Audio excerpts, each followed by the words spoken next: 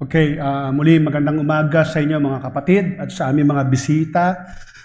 Salamat nakabalik na ako dito. Last week I was out of the church because we have to support our sister church, of which their pastor, Pastor Fidel, passed away.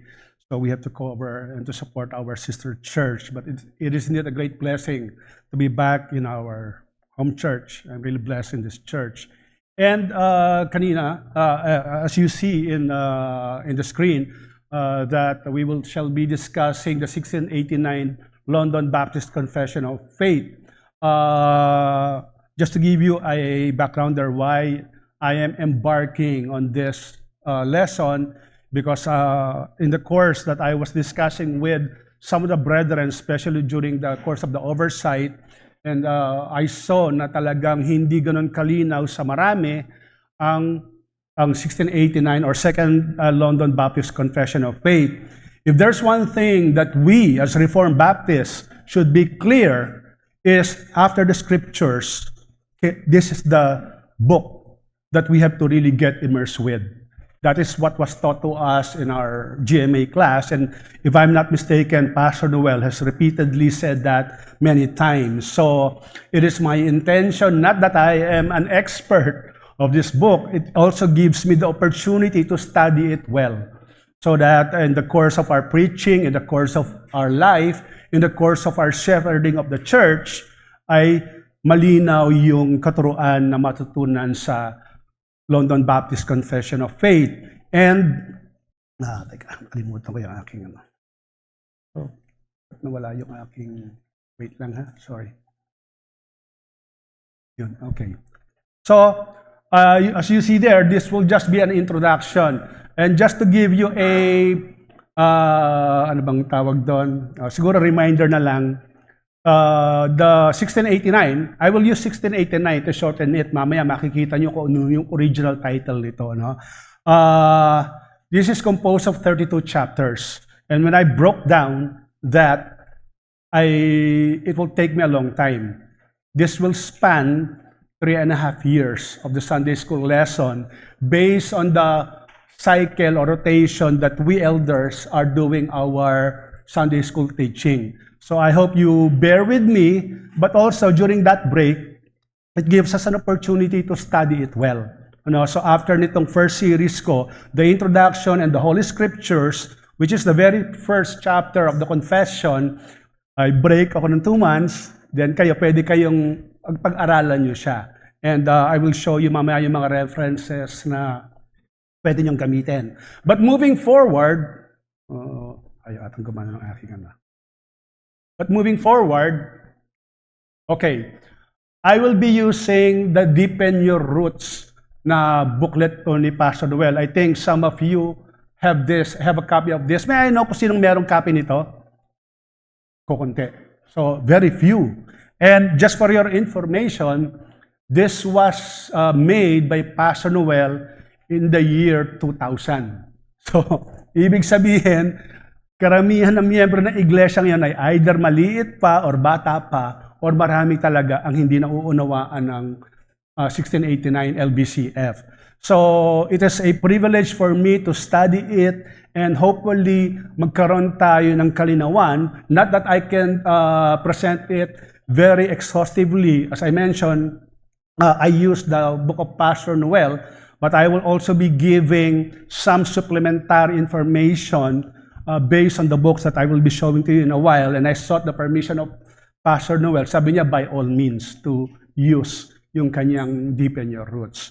So, as I mentioned, these are the 3 main books that I will be using. These are well-known books for the confession. The first is the exposition by Rob Ventura, who happened to be one of the main speakers last nakaraan na Pastors Conference. I spoke with him for a few minutes, thank him for his ministry because I've been reading some of his books. Tangkad, 6'6". Tangkad ni Michael Jordan, Sabi ko, tangkad pala nito. But he is a very passionate preacher. When you hear him preach, very, very passionate. And the second one is, of course, the more popular book by Sam Waldron. I think many of you are using this more. And last but not the least is yung kay Jim Renihan. Yung kay Jim Renihan actually is delving more on the Federalist position, on chapter 7, meaning on the God's covenant, but we will tackle that later on. But these are the three main resources that I have been using and other books na aking kinukonsulta. Of course, my notes in GMA. And if you're really serious in studying the confession, I would recommend these three books that you can use para mas malinawan nyo. Medyo mahaba lang, especially yung kay Ventura and kay Renihan. They're at least 750 pages. Kay Waldron, more or less 500 pages. But you don't have to read them in one sitting. But they are very useful resources. So ngayon, again, as I mentioned, this will just be the introduction. It's very important na magkaroon tayo ng background. What is 1689 LBCF? So that when we start delving on its actual content, ay may idea tayo, what's the importance of that confession? And kanina, doon sa inawit natin, doon sa how firm a foundation, in the first two lines, sabi nga doon, how firm a foundation, you saints of the word, is laid your faith in His excellent word. The 1689 is based on the scriptures. As I mentioned, next to the Bible, as Reformed Baptists, this is one thing that you really need to get hold of and study very seriously.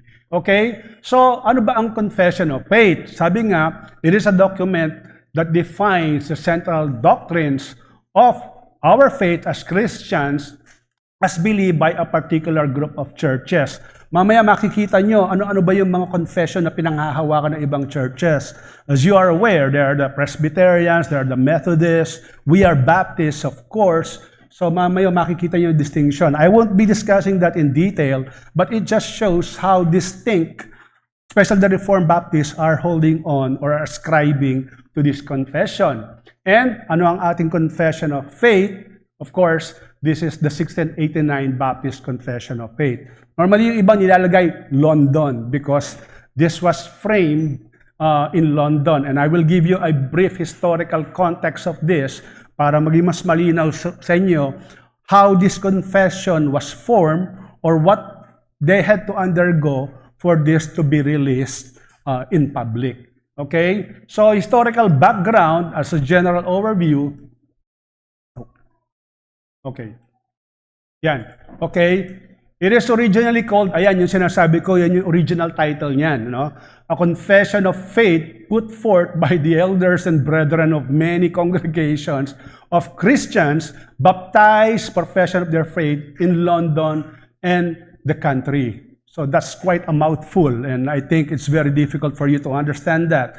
So to simplify that, there are two terms that they use, either the 1689 London Baptist Confession of Faith or the second London Baptist Confession of Faith, or 1689. But for our purpose, we'll just use 1689 LBCF. So, nag-conclude dyan in 1677, but that was secret because during that time, ay highly persecuted, especially ang mga Christians, ang mga Puritans, very particularly, so they have to keep it in secret, otherwise they will be apprehended. And as I mentioned, in 1689, when the Act of Toleration was implemented, dahil ang namumuno sa England doon ay si William of Orange, of which he gave a brief reprieve doon sa mga dissenters, ay nagmeeting ang more than 100 Baptist churches from England. And so there, in that very brief stint that they had, they frame it already and finally release in public yung confession. So you can see, if you get to the details of that, marami silang pinagdaanan kung bago ma-release yung confession na yan. And the features of this confession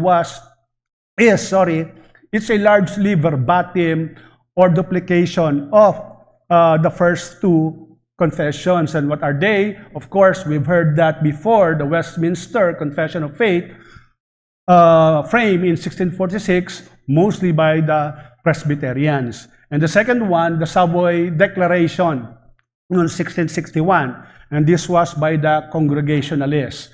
So, point there is, para magkaroon ng unity ang mga Baptist, ay ginamit ng mga framers ng 1689 these first two confessions. No? Hindi natin i-discuss yung mga differences niyan. Mamaya magkakaroon lang tayo ng slide between the first London Baptist Confession of Faith and the second. You will see that in a while. So, as what I mentioned, may mga significant differences in doctrines between the Westminster, yung nauna, then the Savoy, then the 1689. And this is very important especially for the Reform. Mamaya makikita niyo who framed the 1689 is the particular Baptist. The particular Baptist is considered the origin or the genesis of the Reformed Baptists of like us.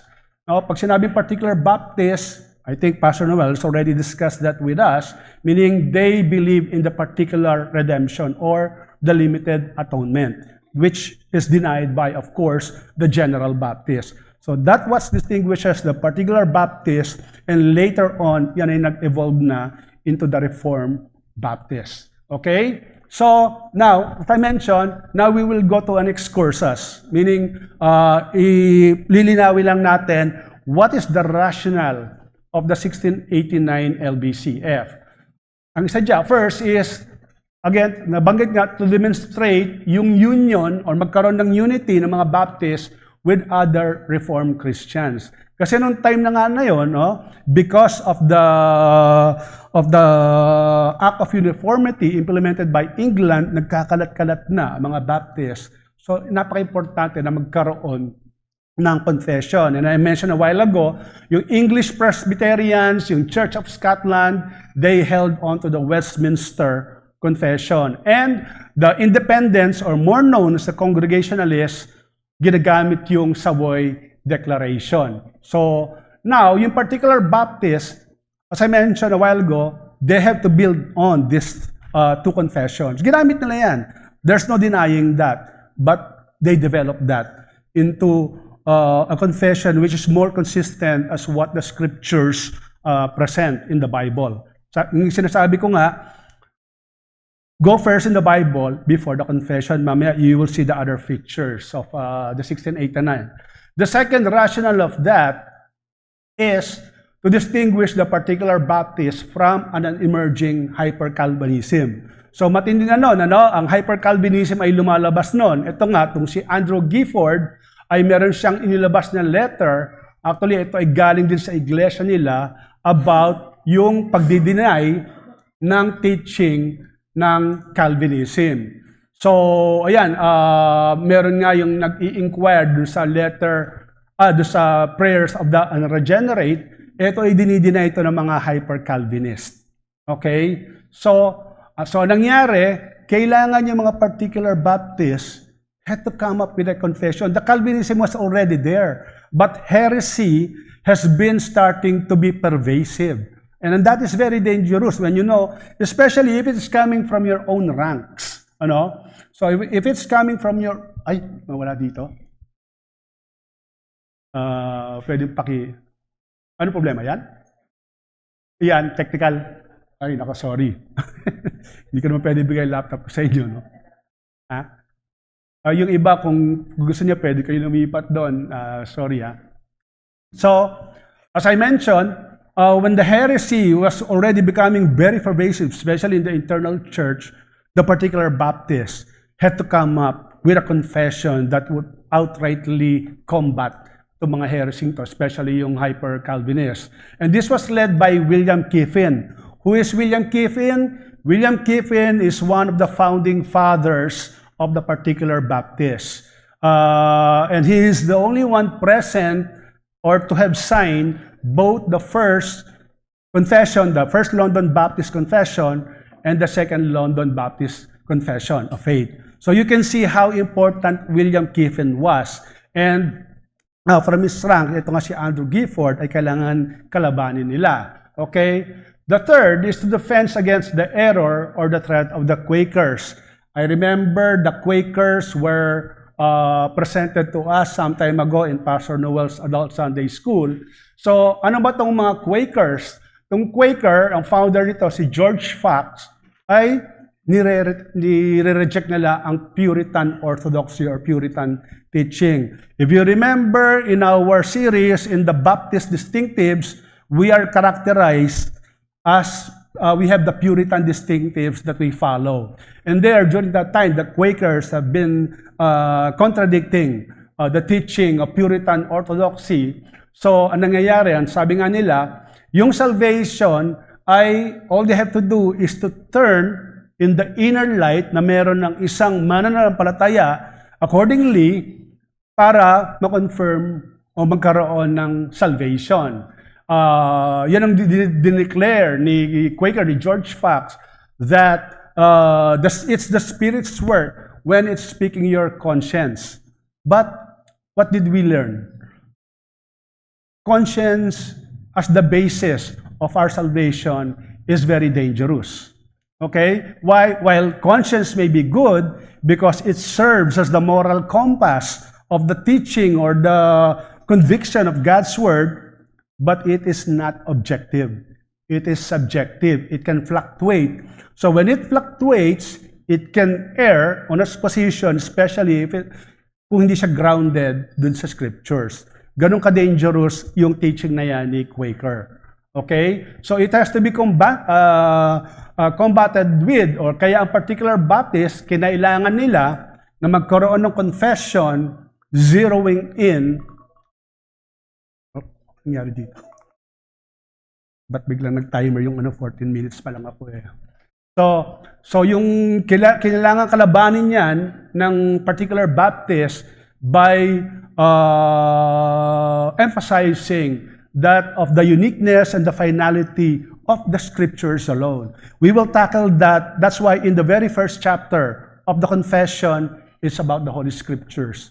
Holy Sola Scriptura. That has been taught to us many times, and I will have 3 lessons of that, Lord willing, in the next 3 or 4 Sundays. So yan ang ginawa ng mga Baptists because of the heresy or the errors being presented by the Quakers. And the fourth is para humiwalay from the defection of Thomas Collier. Sino tong si Thomas Collier? Thomas Collier is one of the very prominent member ng church ni Kiffin. Collier was a pastor, he was a chaplain, he was an evangelist, he is a church planter, but at the same time, he was also spreading a lot of heresy. He challenged even the Trinity. So there are a lot of things that Collier was spreading during that time. So, and hinirenounce na nga niya ang Calvinism. So that's why the particular Baptist, again, needed a confession para ma-refresh yung statement, especially do sa Calvinism, yung sola scriptura. Okay? Again, we will discuss that in the next 3 Sundays starting next week, Lord willing. So, yan yung mga nangyari, yan yung mga ginagawa ng mga particular Baptist.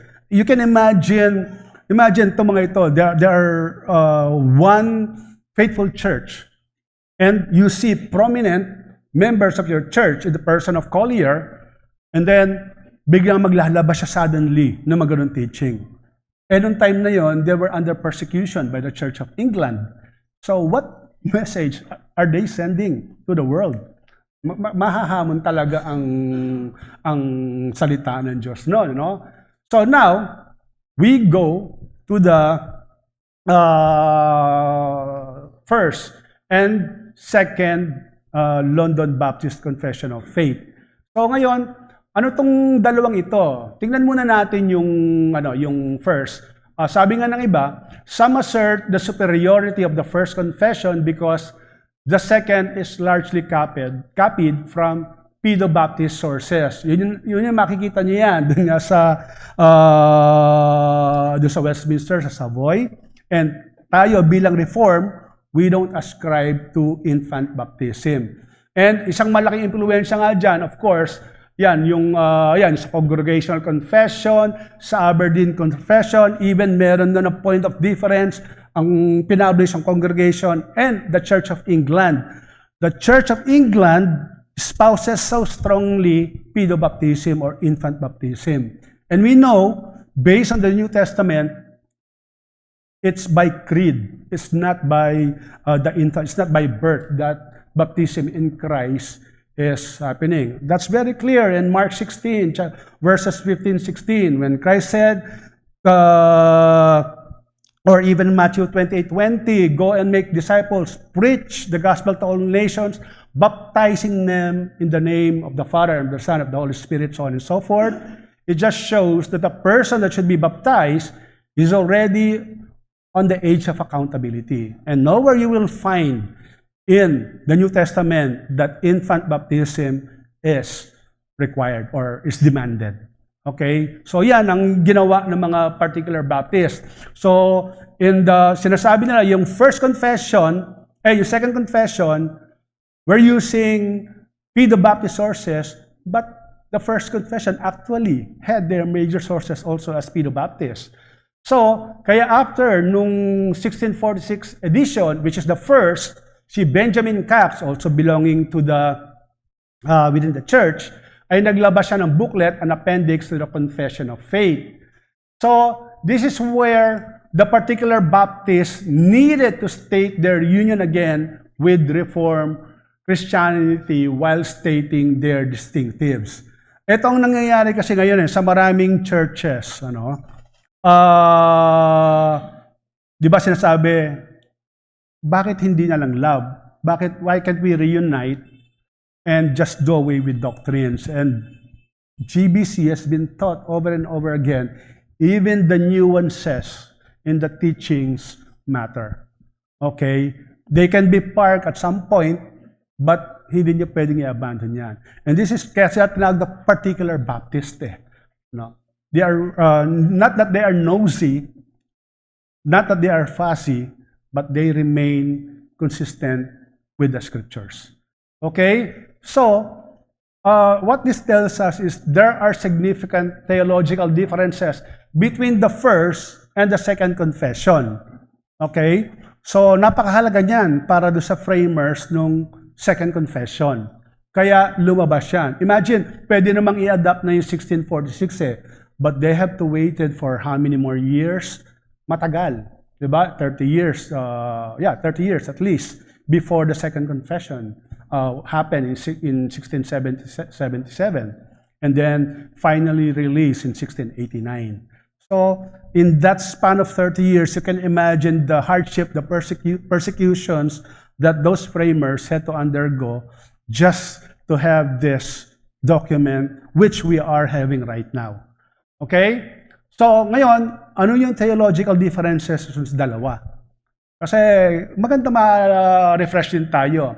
Explicit statement on the perpetuity of the Decalogue, meaning the Ten Commandments.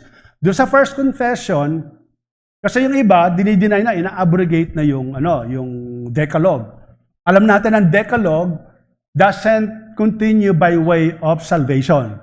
Hindi yan nakakapagligtas. But it is still very important for Christians because it is the way that point to a sinner to Christ. You will understand your sinfulness when you understand the legal requirement of God having to meet all those 10 requirements. And as we all have been taught, no one was able to meet that except the Lord Jesus Christ. So, with Christ meeting that legal requirement demanded by God, He is the only one that reconciles a believer to the Lord. Okay? So, yan, ang first confession, wala silang malinaw na statement na denial of the perpetuity of the Decalogue. Yung second confession naman, they were ambiguous or they were clear in its statement, both on the Decalogue and the Sabbath. Meaning, dun sa confession, nakalagay dyan, it continues. Okay? Not by way na it has its salvific effect, pero they are still very vital. So makikita nyo, dyan pa lang, may distinction na yan. Siguro sasabihin na iba, okay lang yan, minor doctrine lang yan. But again, for the framers, remember the Puritans, they were called Puritans for nothing. Okay? So napaka nila sa mga details doon sa confession. And then, yung moderate position on the participation in the Lord's Supper. Again, we're just trying to highlight yung differences, yung theological differences between the first and the second confession. Not we are saying that mali yung first confession. Okay? What we're saying is the second confession is the better. Kaya dito ang ginagamit natin. No? It doesn't absolutely nullify the first confession. I think meron pa rin gumagamit ng first confession at this point. So that's, yun nga, dun sa regarding sa position, dun sa Lord's Supper, the first confession, ang Lord's Supper is only for the baptized, while the second confession states no limitation for such. So hindi sinasabi, dito nyo makikita yung magkakaiba. Kung yung sa una, mas okay yung position ng second confession, but this one, mas tama ang first confession. Diba? Kasi alam natin, the Lord's Supper is only for those who were baptized. But for the second confession, wala siyang limit. It can be even for the unbaptized. So makita nyo, talagang may diferensya sila. Mamaya makikita nyo yung how should we treat the confessions when we study it. Okay? And then third, the sovereign grace framework of the missionary calling of the church. Yan ang naituro na sa atin. I just mentioned kanina, di ba? When I mentioned Matthew 28 verse 20 and Mark 16 verses 15 to 16, when the Lord says, preach the gospel to all nations, you will see there the missionary content of the command. Di ba? When you are being sent to anywhere, to any part of the world, either to local or international, we become missionary. Okay? So, ang sinasabi, dun sa first confession, walang emphasis, walang corresponding emphasis doon sa sovereign grace framework linked with doon sa missionary calling ng church. Walang malinaw. But doon sa second, doon sa later Baptist, ay makikilala sa doon because of their missionary zeal. So, ang makikita dyan ngayon ay belief in sovereign grace and seal for mission, they should be always together. Hindi yan naging malinaw dun sa first confession.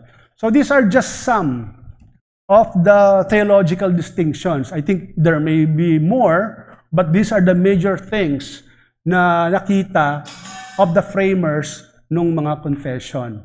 Kaya nga makita nyo, may advantage yung isa, yung hinahawakan natin ngayon, yung second, ay merong they might be not clear dun sa pagdating dun sa Lord's Supper.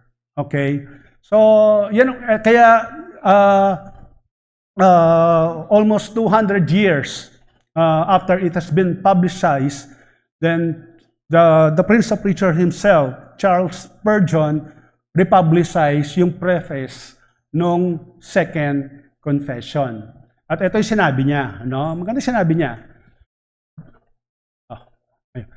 This little volume is not issued as an authoritative rule, meaning he's talking about the Second London Baptist Confession, or code of faith whereby you are fettered or shackled or prevented or confined, but as an assistance to you in controversy, a confirmation in faith, and a means of edification in righteousness. So malinaw, yung sinasabi ni Spurgeon, ito ay katulong lang natin, itong confession of faith. Mahalaga yan. Pag mayroong mga errors na kinoconfront tayo, yung question natin sa pananampalataya natin, and even yung edification nung ating pamumuhay, nung mga mananampalataya, especially living in righteousness. But take note, the following statement, here, the younger members of our church will have a body of divinity in small compass and by means of scriptural proofs. So malinaw, when this confession was framed, malinaw that they are targeting the many young members of the church. It is not exclusive for the younger members. But ibig sabihin lang, with these young members, maaaring hindi ganun kalinaw sa kanila ang salita ng Diyos. So what does it tell us? it tells us to teach this to the church as often as it's good, especially sa mga bago. Doon kanina sa panimula ko, when Pastor Noel taught this in the year 2000, siguro baka hindi lalampas sa 10 daliri ko, ang naanditong miyembro ng iglesia ng panahon na yon. Okay? And siguro sa mga nakarinig noon, baka hindi nyo pa matandaan. So it's very important that we be refreshed and this be taught to us over and over again, even privately, that we carry it. But I will have a caveat for that in a while. Okay? So yun yung sinabi ni Spurgeon na kailangan, lalong-lalo sa mga bago, mga kababatang miyembro ng iglesia, kailangan malinaw to. Why? Especially in the age that we have right now, look at the amount of garbage that we have in the internet of the wrong teaching na na-absorb ng mga maraming nagbabasa ngayon, especially in the social media. And you will see a lot of Christians fighting over and over again. But kung hindi malinaw to sa iyo, yung scripture, what will happen to you? So napakahalaga, brethren, that we put a serious effort on this. And then, jumping, nakalagay doon, dalawang above all. Above all, it is the truth of God. Okay? Ito, above all, it is the truth of God. Then, above all, live in Christ Jesus. So, what this preface is simply telling us is, you study it, kanina narinig natin yan, no? Ipamuhay natin. We are a new creation, we are honed by the Word of God, but it should naturally flow in us, that gratitude by living the Scripture's teaching in every believer. So yun, that's a practical understanding of this preface. And last but not the least, in the statement, cleave fast to the Word of God. So, nung sinabi niyan sa preface, which is here mapped out for you, the confession serves as a map. Hindi pa yan yung Bible. Okay? When you want to go to a place, alam ba, Pilipino, Baguio. Okay? Ngayon, noon, easy map lang. Okay? Ngayon, may mga ways na. So, when you use either the easy map or the ways, you are sure that you will reach that destination. Okay? But, you cannot describe what your destination is unless you go there. Diba? Hindi mo may describe ang Baguio hanggat di ka nakapunta ron. So, it's the same thing. The confession serves as a map. Parang guideline lang yan. But, it brings you back, cleave, sabi nga nung sa preface, cleave fast, panghawakan mo, kumapit ka, doon pa rin sa salita ng Diyos. So, yun ang sinasabi nung preface, nung confession of faith. Okay? So, having said that, now, nagkaroon na tayo ng idea yung paano, saan nagsimula, or yung beginnings ng Second London Baptist Confession of Faith. Ano ngayon? Why do we need a confession of faith? Again, as what I have been saying a while ago, this does not serve as a substitute for biblical authority. Map lang yan. It just serves as a guide. Imagine, if you want to know about the Holy Scripture, of course, pwede mo naman basahin yung Biblia, pero kung babasahin mo lahat yun, patay ka na, hindi mo pa nababasa. But if you want to have an overview of the Holy Scriptures, you can go back to the confession, read chapter 1, and then it will be explained to you there. Ano ang nilalaman nung Biblia patungkol sa Diyos. It's about the God's Word. So you will have an overview. Nagkakaroon ka na kagad ng grasp. But if you try to read the Scriptures, not that it will not illuminate you, it will definitely, but dito meron ka ng purview or overview ng Scripture. Yan ang remember, hindi ito substitute It always ranks subsidiary or second fiddle to the Scripture. Again, the confession is not a divinely inspired, inerrant document. Natutunan natin yan. When it comes to the Holy Scriptures, it is the infallible, it is the inerrant Word of God. Walang error dyan. Siguro sabi niya, eto, mali ang grammar nito, mali ang structure nito. But no, walang error sa salita ng Diyos. But the confession can err. Nakita lang natin yan kanina. Hindi sinabing erroneous yun, pero hindi malinaw ang pagkaintindi nila sa Lord's Supper ng second confession. So, hindi dapat yung laging titindigan or pag may tanong ito sa'yo, eto sinabi ng LBCF No. Always use the scriptures. Always use the word. That's how our attitude should be. Okay? And then, yan. Having seen that the confession is not inerrant, be prepared to challenge even if its views always mirrored in the scriptures. Kung dumating yung time that you really want to delve in studying the 1689, always have the Bible with you side by side. That's what it tells us. Kasi only the scriptures will give you the illumination that what is being stated here in chapter ganito, paragraph ganito, ito pala yung sinasabi. Kasi nakalagay naman doon yung mga scriptural basis. Okay? So, yun. So, magandang paliwanag sa atin yan. The confession is not the final authority. It is always the Word of God as written in the Bible. And then, it does not serve as a shortcut to serious Bible study. Pwede natin gamitin ang document na ito. Remember pa, pag tayo nagba-Bible study, yung paring Biblia ang bit-bit natin. Okay? Because yung iba kasi, they want to do shortcut. Ito, summarize na rito. Ito yung sinasabi pa tungkol sa salita ng Diyos. Mag-dwell na lang ako dito sa chapter 1, which is about the Holy Scriptures. And instead of focusing on John chapter 1, in the beginning was the Word, so on and so forth, mas dun sila magtitigil dun sa confession. It is not necessarily wrong, but as mentioned, it can have error, especially when the wrong interpretation comes. So the only way to address that, go back to the scriptures. Okay? Yan, yung sinabi. In determining an issue, it does not have the first and last word. Laging sasalaminin niyo pa rin yan sa salita ng Diyos. And again, the third is, we respect and profit from the wisdom of our faith forefathers. Yan ang laging sinasabi na natin.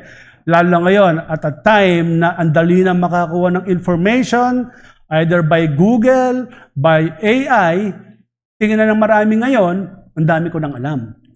But imagine when John Calvin wrote the Institutes, when St. Augustine wrote yung kanyang Confessions, yung sino pa, yung Luther, all these great men, when they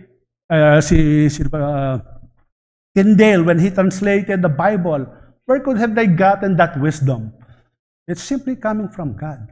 So do not do away with all these great men. Even in the modern day, the Sproul's, the MacArthur's, the Ferguson, so on and so forth, you can number them. Kumusta yung ating kinalalaman? We are just a speck of them. Even our own NAE. Pag tumatabi ako, ayoko talaga makipagtalastasan sa kanya. So, I mean, that's not my intention, of course. Pero the thing is, we learn and we profit from those whom God have used. So, gamitin natin yan.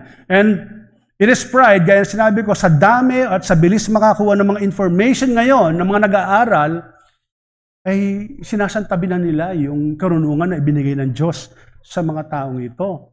At sinabi ko nga kanina, just imagine the kind of pain, the persecution that they experience. Some of them have to leave England to travel to the US. Kaya nga nagkaroon ng Kristyanismo doon, yung reform, di ba sa Mayflower, tama, Mayflower, hindi White Flower, no?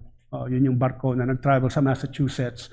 So, ginagamit ko lagi White Flower pag masakit ang ulo ko So, yeah, so meaning, all these things happen because of the hardship that they have to face during that time. And now we are beneficiaries of all this document.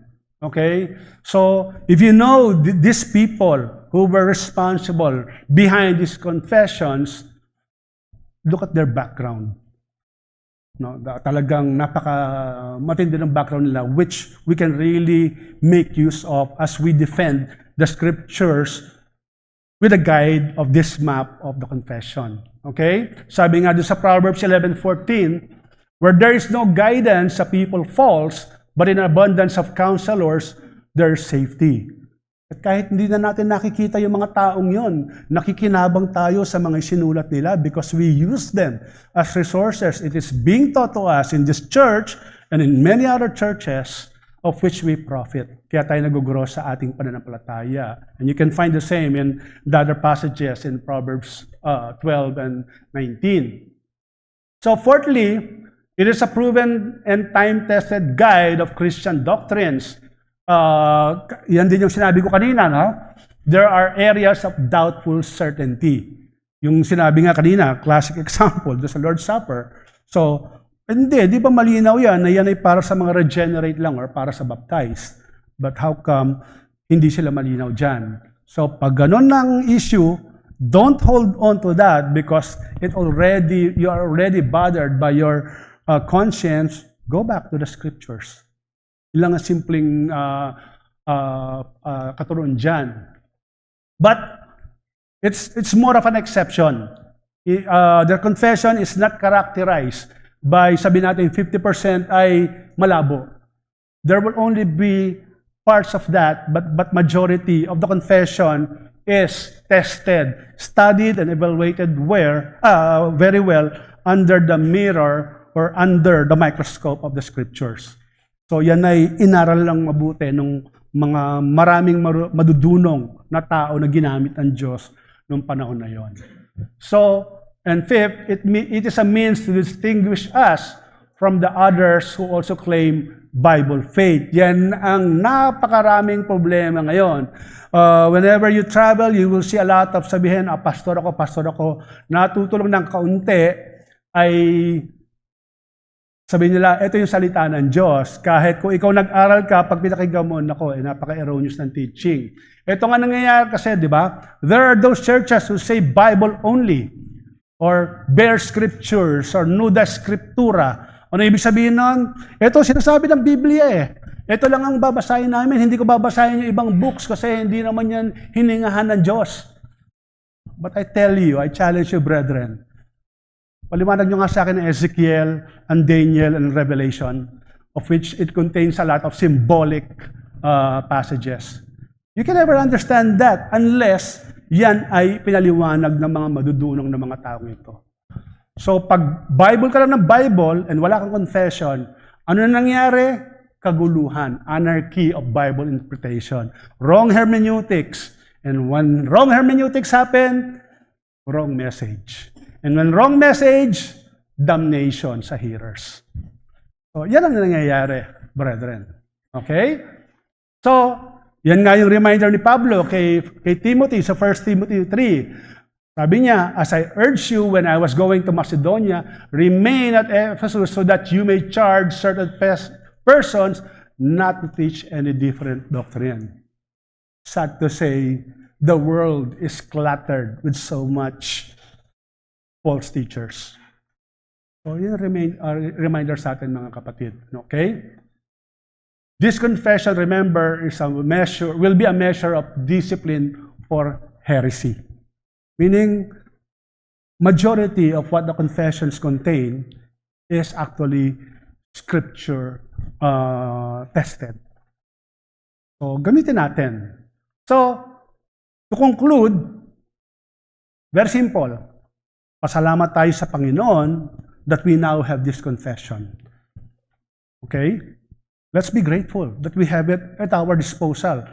Ngayon, either hard copy or e-copy, you can easily download that, even from the internet. Ang problema lang talaga minsan, pag hindi natin pinaghirapan, it's so dispensable for us. Hindi natin binibigyan ng value. Okay? So, once you have it, use it. You cannot go to your destination without the map of the confession. That's a very clear reminder when we have this confession. And last but not the least, study the Bible. Yun yung sinabi sa preface, di ba? na kinote na republicize ni Spurgeon, cleave. Pag sinabing cleave, kumapit ka doon. Hawakan mo to the Word of God. Babalik at babalik ka doon. Wag lang yung confession. Have it, make it handy, but do not forget the most important one, which is the Word of God. So, yun, that's the introduction of the confession that we will be delving on, Lord willing, in the next 3.5 years. Kung buhay pa ako, di ko alam, bahala ng Diyos. I still have my 2 co-elders here who can probably continue if the Lord takes me ahead. So, and I plead to you, brethren, to please also pray for me dahil studying this is a challenge to me. Hindi siya madali because this is the Word of God.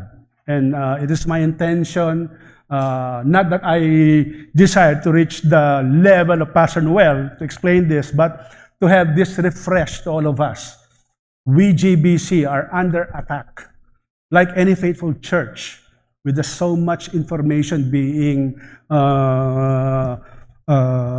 announced in the internet, in the social media. It's important to go back to the scriptures. Any questions?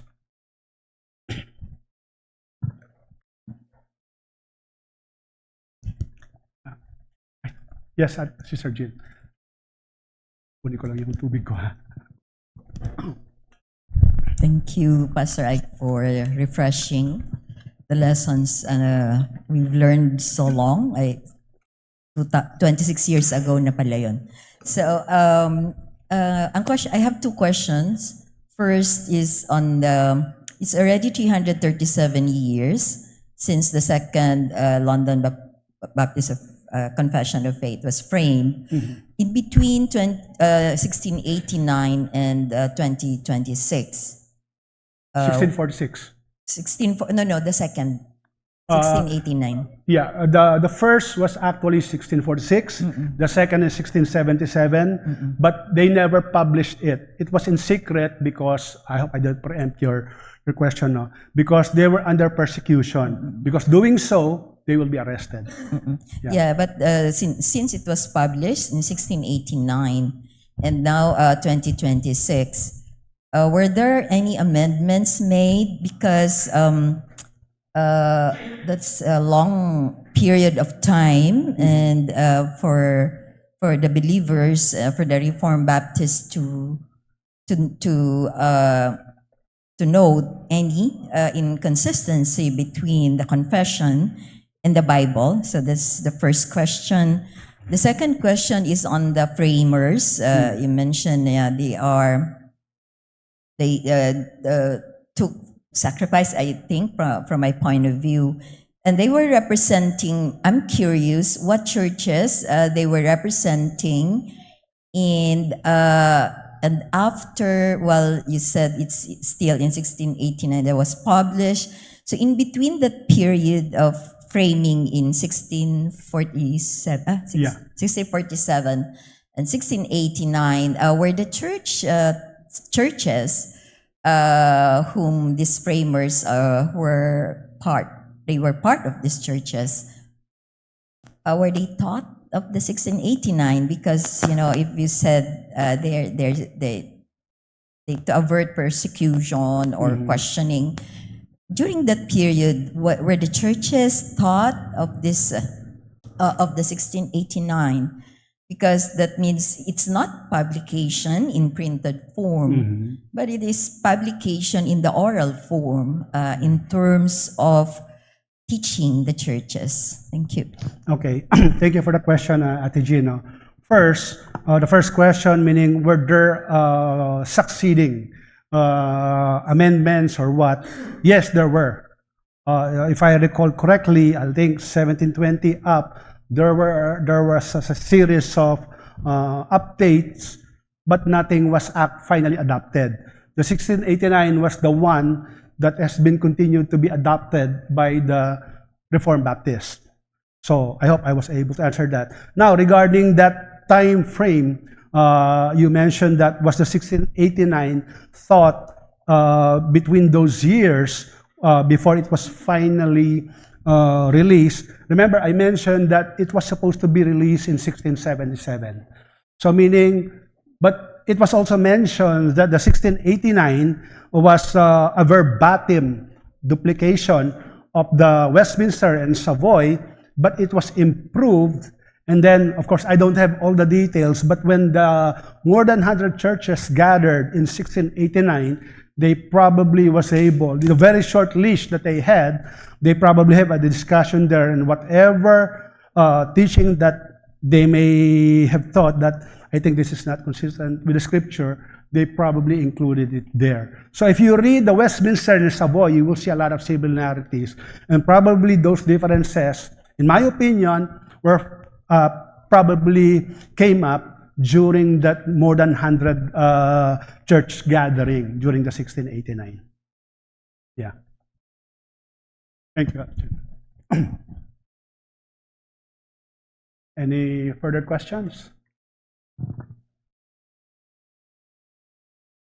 Yung content nito will start next week, the Holy Scriptures. Yeah, but I just gave you an overview. If you try to understand the sacrifice before we have this confession very freely in our hands now, you will have a great appreciation of this confession. Remember kanina in the morning preaching when Pastor John was preaching about the gratitude. So when he mentioned that Paul was zealous in proclaiming the gospel. Why? Because he was a sinner undeserving of the salvation. That's why being a saved yet undeserved sinner, gratitude flowed out and grew to preach the gospel. And I hope we develop that same attitude, that we are beneficiaries of this confession. We need to study it very well so that it will really hone our minds, shape our minds, so that when errors come and challenge, we can use it, but always only as a supplement to the scripture. It's very clear in the preface. Written first, then used by Spurgeon himself in 1865. Ano question? Pabor sa akin yan, but we still have a little more time kung meron pa kayong tanong. Tita Te. Gusto ko lang basahin itong sinulat ni Charles Spurgeon. Ito dito, siguro meron kayong kopya, no? Nakalagay dito, if your life is unholy, your heart is unchanged. And if your heart is unchanged, you are an unsaved person. If the Savior has not sanctified you, renewed you, given you a hatred of sin and a love of holiness, He has done nothing in you of saving a character. The grace which does not make a man better than others is a worthless counterfeit. Christ saves His people not in their sins, but from them without holiness, no man shall see the Lord. Ang question ko rito, kasi sa math, merong sinasabi na the distance between 2 points is a straight line. Alam ko pa po yan, kahit hindi ako magaling sa math. Ngayon, sa binigay dito sa Confession of Faith na maraming, mukhang ang mga tao, hindi lang tayo, ay mahilig mag-isip. So, minsan, hindi nila na yung the distance between 2 points is a straight line.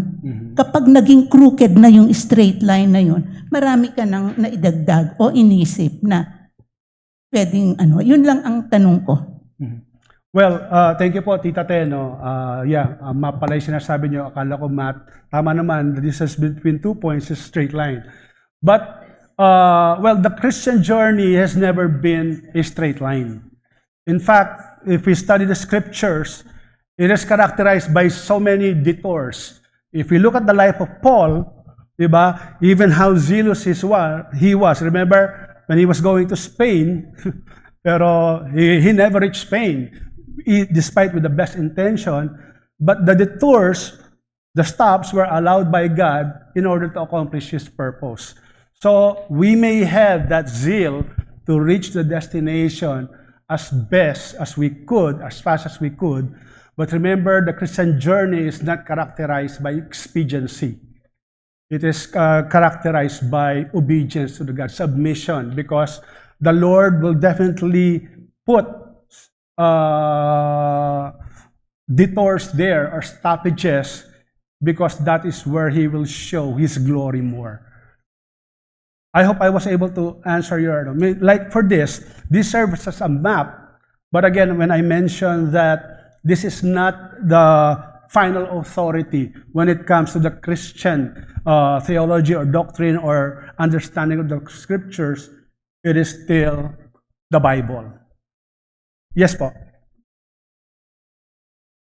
Kaya gusto ng Panginoon na we go to a straight line. Kasi yung straight line na yon ay talagang galing sa Kanya. Hindi naman galing sa atin. Galing sa kaisipan niya dahil na-create niya ang math even before we discover them. Ngayon, ang straight line na sinasabi rito, yung sinabi ni Charles Spurgeon, yung binasa ko kanina tungkol sa if a person, if your life is unholy, your heart is unchanged. Well, it just shows how wicked sin po, no? So, yeah, we are called to mortify our sin, to acknowledge our sin. But ano yung sinabi ni Paul? I forgot, in Romans, even if we have the desire to do what is according to God's commandment, but we cannot do it. So it just shows the utterness of sin, but it also shows the magnificence of grace. It just shows na kailangan kumapit pa rin tayo sa biyaya ng Diyos. And clinging on to the grace of God never promise a straight line in our Christian walk. As much as we want to reach our destination as fast as we can, but as I mentioned, the Christian journey is never characterized with expediency, yung pabilisan. Okay po, I hope I was able to answer your question po, Tita Te. Anything more? Wala na? I hope this, di ko niyan. Pastor, thank you for the lesson. Interesting lang yung sa discussion kanina na there's differences between sa first tsaka second confession on their differences on the who should partake in the Lord's Supper. Although sabi sa in your lesson, it's you mentioned that the first Baptist confession ay for the believers only, and then the second is for open ba siya for ano open siya for anyone who. Based on well, I use our reference in our handout, when I was studying Christian history. Sabi ko hindi very distinct yung but based on what is placed there, that sounds as it is written there. I think the first confession says it is for the baptized, but I don't have any idea if the second confession says otherwise. They may not be as clear only. I'm not very sure, but I use the point. In fact, this is a handout in our Christian history class. I was actually, when I was studying it, is this so how come parang mas tama yung first confession and the second confession is parang erroneous? But what I'm trying to say there is there are definitely differences, but maybe in general, the second confession has more clear position on important matters, not perfect, which the first confession may have a better position. So that's why mas in-embrace nila yung first confession. Kaya di ba mabasa mo yung point na the confession is not inerrant. There can still be errors, and they should be mirrored in the scriptures. Yeah. Check ko lang, I'm not sure if tama yung reference ko, but yung first confession, parang iksi lang niya, parang mabilis lang yung mga sections niya. Not unlike dito na very detailed. And quick glance, parang isa lang yung mention niya on the Lord's Supper. That it should fall, kaya siguro na they concluded the first confession was the Lord's Supper should be for believers is because any person that was baptized should then should follow that they should receive the Lord's Supper. Yeah. So yun lang yung statement regarding that. But reading dun sa second confession, kasi parang ang hirap din makita na chapter 30 and I think 8, Chapter? chapter 30 of the London Baptist Okay, yeah, okay. on the Second. Lord's Supper. Parang 8 statements lang ito. 8 paragraph. But parang ang hirap pakita nung what you mentioned that it's as if this is an open invitation or Yeah, I used the point. Sabi ko nga sa hindi ko sila na-study isa-isa, okay? Because my intention was to explain the second, but I used the comparison as stated in our class. So in fact, when I was putting it, sabi ko, totoo ba ito? To be honest, I was troubled with it. Pero sabi ko, I still want to put it just to show that there are comparisons, maybe I will get back into that on next. The second is definitely better, but it doesn't show that it's better in all things. There might have some unclarity or ambiguity in certain portions as compared with the first. But I will get back to you on second. Allow me to do that. But I use the point as stated in our house. Of course, this is not to blame Pastor Noel, but I used his handout on this when I was researching on it. Yeah. Thank you. Yeah. Yes, Ita M. Thank you that you will start this series, no? The truth is, I bought the Reformed Study Bible 5 years ago yata. And I think itong 1689 na dun sa likod. But I never appreciated it or I never read it because wala siyang introduction. Parang, ba't ko babasahin ito? Doon na ako sa Bible. So, maganda yung explanation mo ngayon sa introduction. It whets my appetite to learn this. And I think you should also tell us, kasi kung sinasabi mo, itong series na to will be 3 years. And nakita ko naman na meron namang book si Pastor Noel then that he wrote in 2000. And then kung ang kwan natin is, kasi ang nagiging controversial ngayon among the Reformed is the federalism, di ba? Yeah. So, siguro you have to let us connect na bakit natin aaralin ito? Ang haba-haba, di ba? At ano yung dapat, kasi ngayon, like, ako as a Christian personally, gusto ko yung methods on how to evangelize. Kaysa yung ang lalalim na teachings, pero I cannot really bring it down to the level that I can share it to an unbeliever or a relative na atheist or agnostic. So gusto ko talaga, ang gusto ko talaga with this series is, bakit namin yan paghihirapan?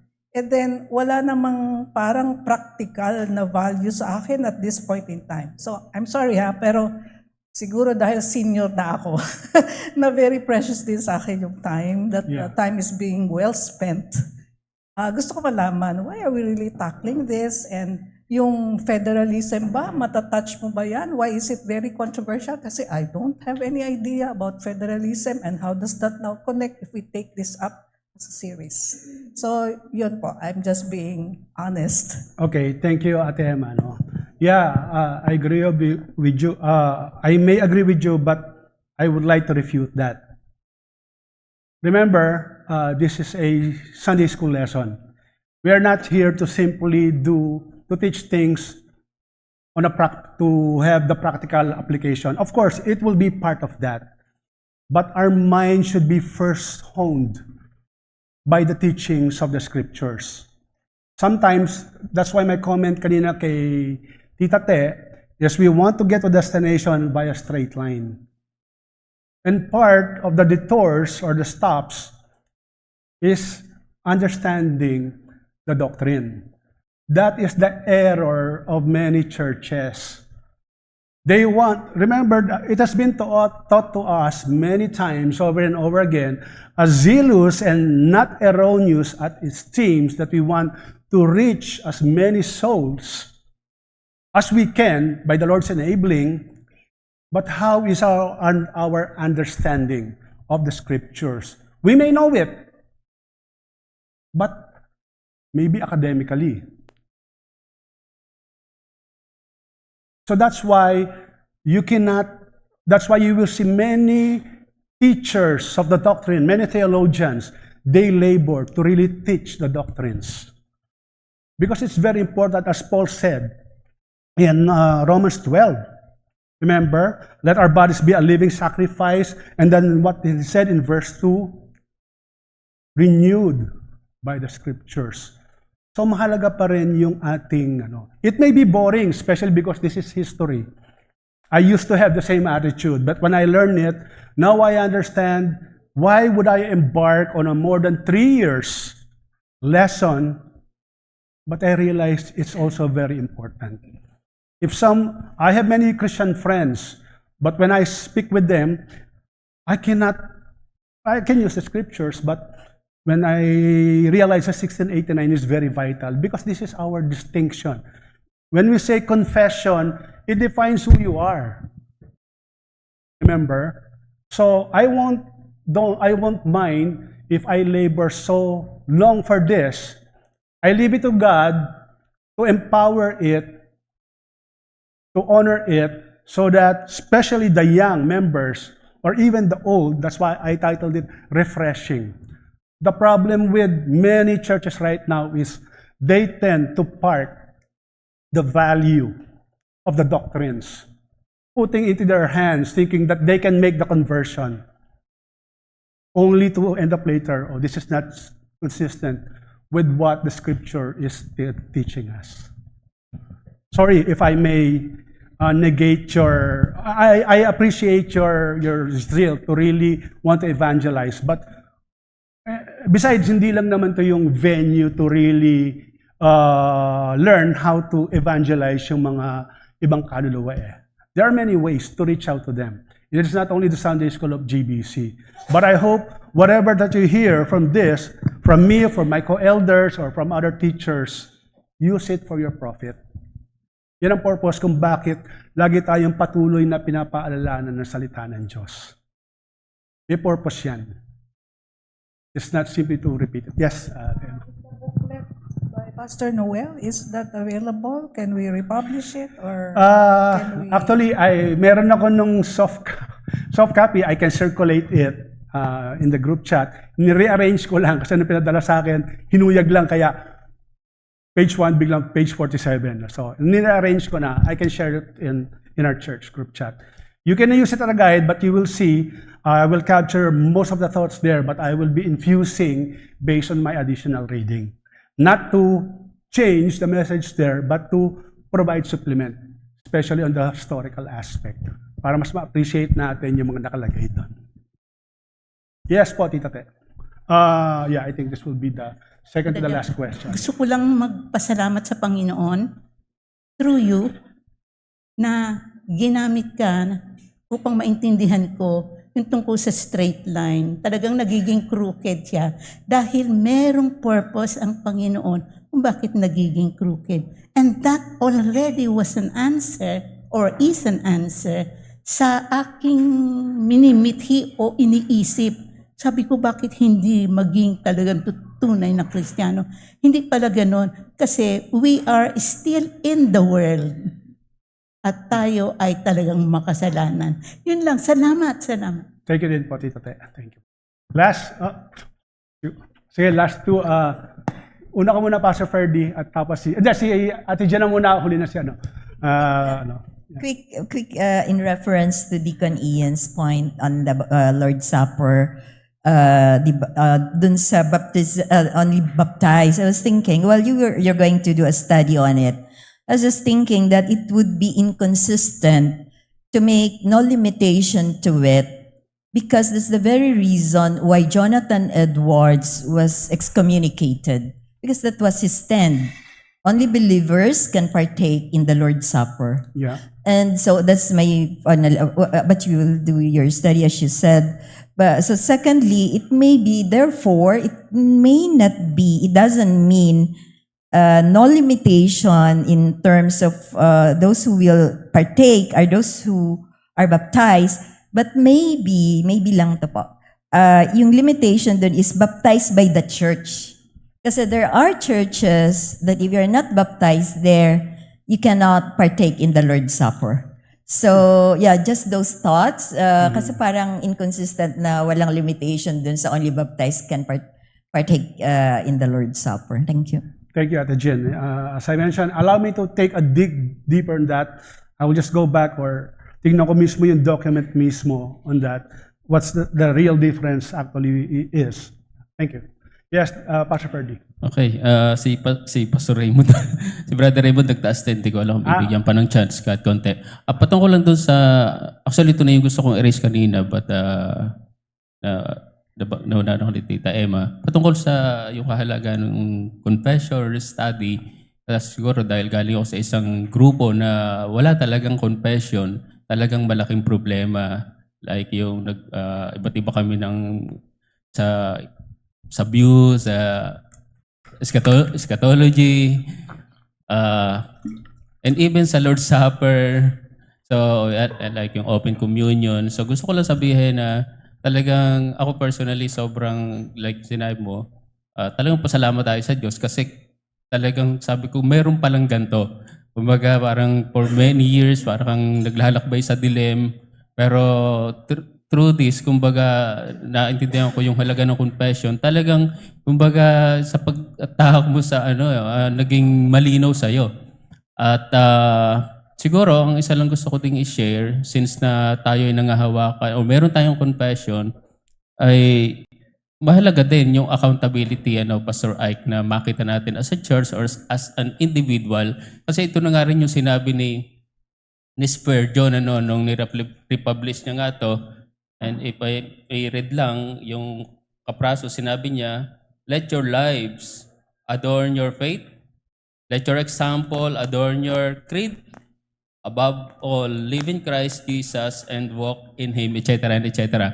So, yun lang, nagpapakita na talagang kung meron kang creed, meron confession, ay dapat ay i-adorn naman yun. Kumbaga talagang makita naman yun sa ating buhay. Yun lang, thought lang. Thank you.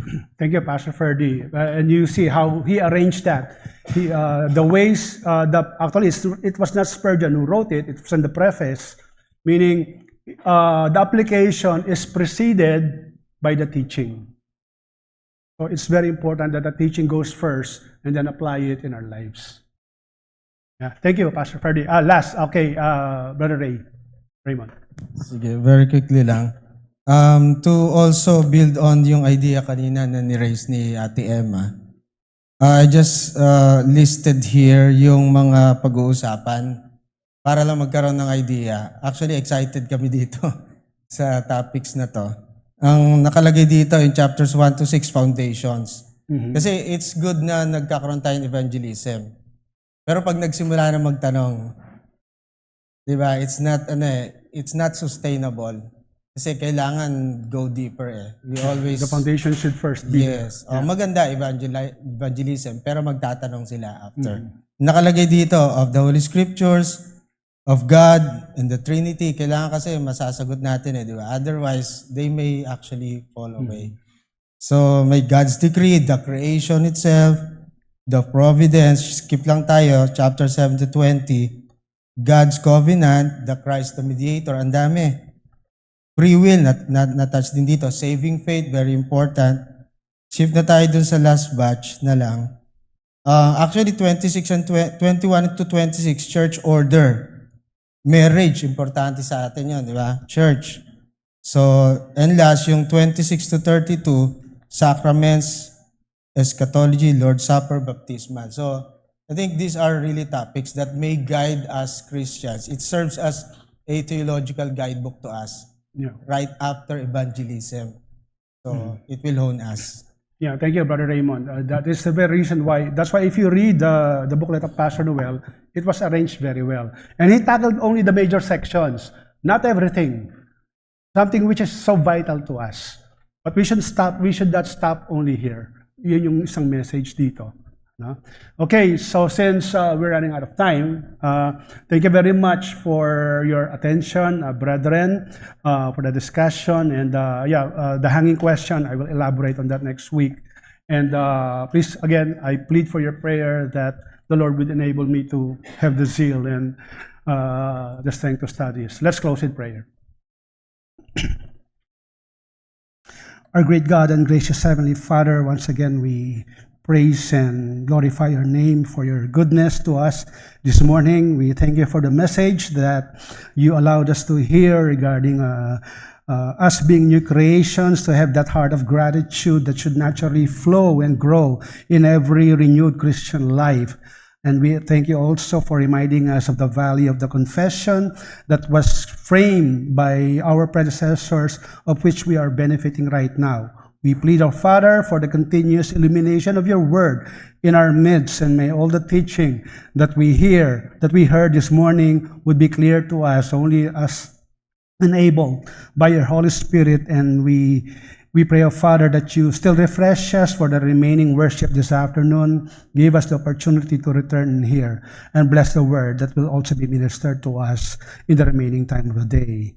May you always be honored, O Lord, in all the things that we do, for everything is done and lift to you in the name of our Lord and Savior, Jesus Christ. Amen.